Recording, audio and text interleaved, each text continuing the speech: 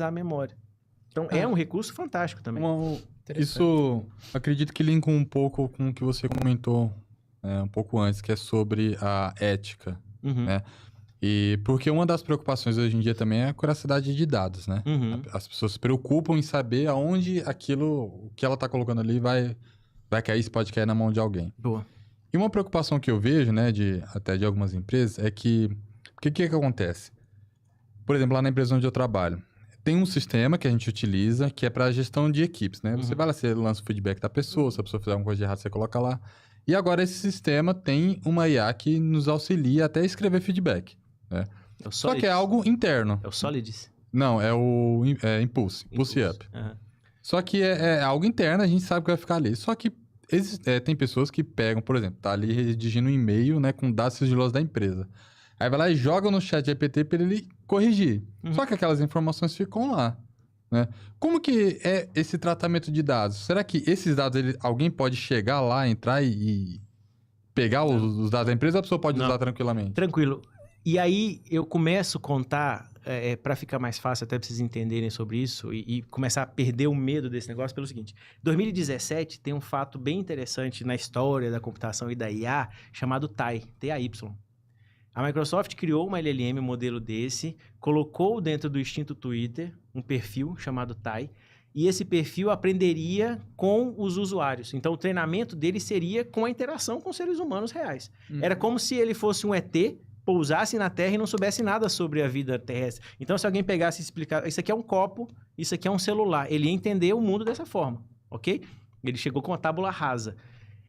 Menos de 24 horas, essa TAY, já estava dizendo que o Hitler era um cara massa, já estava disseminando vários discursos de ódio, falando... Então, e isso foi o próprio exemplo de que as informações que o ser humano manda para uma IA não podem contaminar a base de conhecimento dela, porque senão todas as informações que você mandaria enviesaria. Hoje que a gente pode ter uma tranquilidade de que a IA... a galera, tem muita gente pesquisando e trabalhando e cuidando desse negócio, porque ela tem que se alinhar com os nossos valores éticos e jurídicos. Questão moral, até hoje a gente não conseguiu definir como ser humano em cima da Terra. Mas questões éticas e jurídicas, que está na lei, a gente conseguiu já resolver. Tem quem discorde, tem quem concorde, mas existem leis e regras em todos os países. A gente já está colocando, já tem vários movimentos. Eu participei de um hackathon em dezembro do ano passado, ganhamos um prêmio, foi o primeiro hackathon de alinhamento de inteligência artificial da América Latina, para garantir, criamos soluções, inclusive, o nosso foi um selo, como se fosse um Great Place to Work, para garantir que a IA era... Mas assim, uma coisa é certa e é tranquila, o conteúdo que você manda para um LLM, ou um texto, um e-mail e etc., que você manda para um chat GPT, aquela informação, ele não aprende com aquela informação. O que ele aprende? Com comportamento. Sabe, quando você dá um enforcement learning, que você concorda ou discorda de alguma resposta dele, você só está dizendo assim, eu gosto que você escreva desse jeito, eu não gosto que você escreva desse jeito. Eu gosto que você use essas palavras, eu não gosto que você use essas palavras.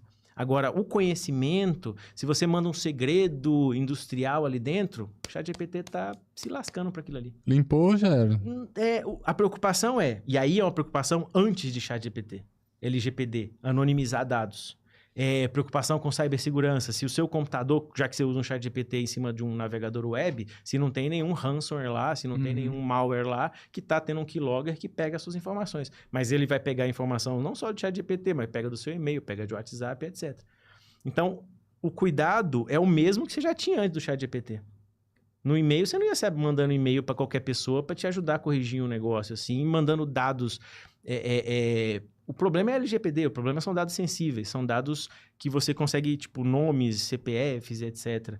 Mas dá para ser muito tranquilo, inclusive plataformas gratuitas mesmo. Tem muita gente que tem medo e etc. Mas assim, de verdade, a IA, o ChatGPT ou qualquer outra LLM, ela não está interessada na sua informação. E é até bom que ela não esteja, porque senão a gente vai contaminar essa IA, que a grande vantagem da IA é que ela não tem os vieses e os preconceitos que a gente tem. Entende? A gente tem preconceito, a gente tem vieses, a gente se vai fazer uma entrevista com outra pessoa, se alguém vai me entrevistar e não gosta de careca, eu me lasco. Se a pessoa teve uma história quando era criança com careca e ela nem sabe que tem problema, ela vai me tirar da jogada. Sim. Uma IA vai fazer uma avaliação... mais neutra possível. Exato. E outra, a IA ela vai trazer um desafio grande para nós como humanidade, que era o seguinte... pegar tudo quanto é regra tácita, que a gente não... Por exemplo, como é que quando você vai entrevistar uma pessoa, não a parte de currículo, não a parte objetiva, mas subjetiva, tete a tete, um a um, olhando no olho. Que critério você usa para avaliar? Se eu te pedir para escrever quais são os critérios, você vai falar, cara, é feeling. Cara, natural, tal, não sei difícil de o que, escrever. parará. Exato. Mas se a gente vai precisar que uma IA faça isso, a gente vai precisar ensinar para ela o que ela tem que fazer. E a grande vantagem hoje com a IA é que não é código que você vai olhar e não vai entender porcaria nenhuma. É linguagem natural. Então vai ser um português correto, vão ser regras em português. Qualquer um vai conseguir olhar lá e falar, peraí, você tá pedindo pro cara avaliar se... Por que você quer saber se o candidato é casado, se é mulher, se ela vai ter filho ou não, enfim, se ela quer ou não ter filho, por que você vai perguntar esse tipo de coisa? Isso é discriminatório, você não pode perguntar isso. Então, mas baseado na regra. Isso eu entendi, o que você quis dizer. Mas assim, aí já começa a ficar um pouco complicado, né? Porque assim, o ser humano ele não tem essa parte controversa também. De quê? Essa parte de preconceitos, assim. Não que a IA deva reproduzir isso, né? Isso, mas faz parte da natureza humana, não faz? Faz, os vieses. Mas quando você manda pra IA, se você colocar esses vieses no IA... vai ser uma coisa muito clara e, tipo, rapidão vão te apontar e falar, cara, é generalizado, né? Tem que ser algo que vai servir para todos, né? Exato, isso quer dizer. Exato, eu entendo exato. isso. Então, a gente tem esse desafio, assim, com a IA também. Tem muitas questões éticas ainda? Tem. Tem muitos preconceitos? Tem, porque baseado no que ela é treinada. A IA é treinada. A IA, um ChatGPT, esses LLMs, ele aprende da mesma forma que a gente aprendeu. Quando a gente foi lá ser educado, ser alfabetizado, a gente não ficar lá, vovó viu a uva, o beabá e etc., lendo aquilo ali e criando assimilações e sinapses, só que ela lê muito rápido. Ela lê centenas de milhares de coisas em milésimos de segundo. Mas o legal é que ela não pega aquela informação e joga lá para dentro. Ela não faz um backup daqueles livros todos, daquela informação toda, não. Ela leu as palavras, o que ela quer saber é entender como que nós, seres humanos, encadeamos as palavras. Como que o Toquinho foi escrever a poesia A Casa, o Vinícius de Moraes escreveu A Casa. Então ele colocou, era uma casa muito engraçada, não tinha teto, não tinha nada. É isso que ele quer saber. Essas correlações. Então, quando ele pega um contexto de Vinícius de Moraes, da poesia Casa, ele vai saber que era, depois vem uma, depois casa, depois muito, depois engraçada e tal.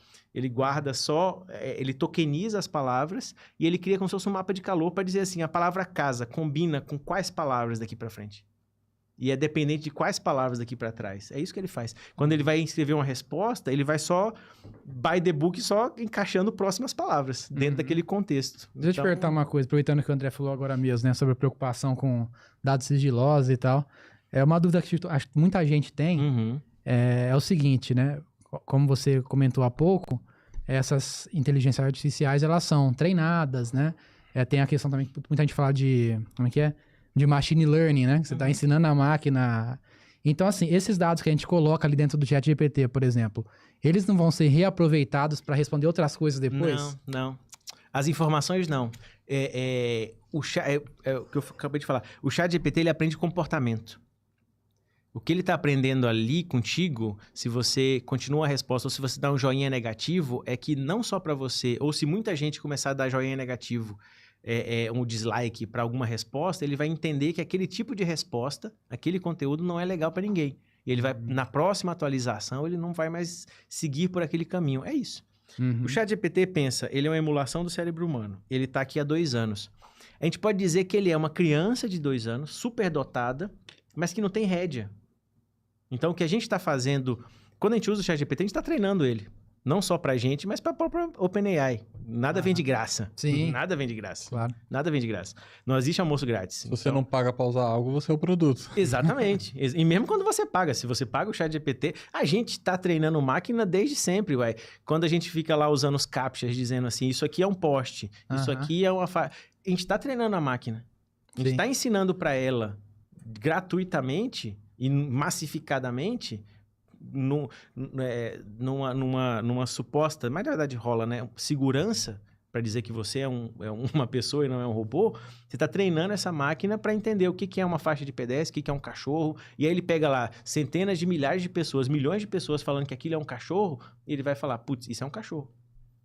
E aí ele joga lá para dentro, quando ele vai tentar reconhecer cachorro, ontem eu estava brincando lá no ChatGPT, tem uma demanda de montar um reconhecedor de vacas, né? Um sistema de reconhecimento facial de vaca, de bovinos. E aí ontem eu fui desenvolvendo lá, mexendo, não sei o que, aí eu desenvolvi um que aí no começo ele começou humano, mostrava ser humano. Eu falei, não, eu quero só bovino. E aí na hora que eu apareço na câmera de novo, ele não me reconhece, pega o celular, abre uma coisinha de vaca, mostra pra ele já identifica a vaca, e ele mostra com qual acurácia aquilo ali é uma vaca. Tipo assim, isso aqui é uma vaca, eu tenho 0,9, que é quase 90% de certeza, ou 0,9 tanto de certeza que isso é uma vaca. E aí ele vai mostrando a acurácia. Então você vai rotulando as coisas, enfim. Aí você, nessa, vira um machine learning. Você está ensinando para a máquina as coisas. Cara, acho que